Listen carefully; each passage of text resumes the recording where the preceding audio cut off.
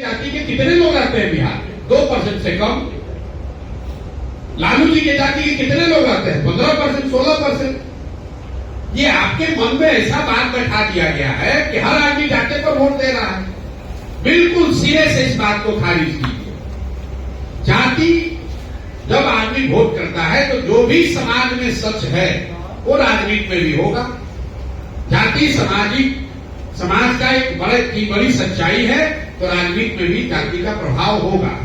लेकिन ये प्रभाव सिर्फ बिहार में नहीं है, ये प्रभाव आंध्र प्रदेश में भी है, ये प्रभाव तमिलनाडु में भी है, गुजरात में भी है, यूपी में भी है। बिहार के आदमी को लगता है कि खाली जाति बिहार में है। 1975 में गुजरात में खाम थ्योरी बनाया गया, KHAM, क्षत्रिय, हरिजन, आदिवासी और मुसलमान, ये लोग मिलकर कांग्रेस को जिताते। उसको कहा गया खाम। उसको तोड़ने के लिए पटेलों को भाजपा ने वहां संगठित किया। खाम थ्योरी तो बिहार में नहीं बना था। आपने सुना होगा आंध्र प्रदेश में कम्मा रेड्डी हैं, रेड्डियों का राज था, कम्मा लोग उसको चुनौती दिए। आप कर्नाटक में सुनते हैं वो का लिंगायत है। आप यूपी देख रहे हैं, बंगाल देख रहे हैं, हर जगह जाति है। जितनी जाति आंध्र प्रदेश में है, जितनी जाति गुजरात में है, जितनी महाराष्ट्र कर्नाटक में, उतना बिहार में भी है। आपको लग रहा है कि ना भैया ये तो गलत है, बिहार में तो हर बार चुनाव में जाते को वोट पड़ता है। हम आपको गिनवा देते हैं, जरा याद कर लीजिए।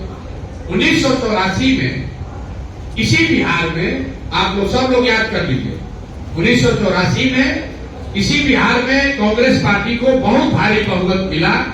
करीब 54 में 53 सीट वो लोग जीत के आए। आपसे पूछेंगे भाई जाति का इतना प्रभाव है, तो राजीव गांधी की जाति का ज्यादा आदमी तो था नहीं, कैसे जीत गया कांग्रेस? तुरंत आदमी, राजनीतिक आदमी लोग कहेगा कि 1984 में भैया इंदिरा गांधी का जो मृत्यु हुआ था, उससे जो सहानुभूति की लहर बनी, उसी में सब जात पात टूट गया, सब लोग आके कांग्रेस को वोट दिया। इसको लिख लीजिए भाई एक लाइन। फिर पूछेंगे 1989 में क्या हुआ? जनता दल VP सिंह को कैसे पूरा बिहार में वोट पड़ गया? तो लोग कहेंगे भैया लोग VP सिंह को वोट नहीं दिया, जनता दल को वोट नहीं पड़ा। जो बोफोर्स का मामला था, बोफोर्स इतना बड़ा मामला बन गया, भ्रष्टाचार इतना बड़ा विषय बन गया कि सब आदमी जाति पाति भूलकर VP सिंह और जनता दल को वोट दिया। इसको भी लिख लीजिए। फिर आपसे पूछेंगे 2014 में क्या हुआ? गुजरात का एक आदमी मोदी कैसे आकर पूरा बिहार जीत गया?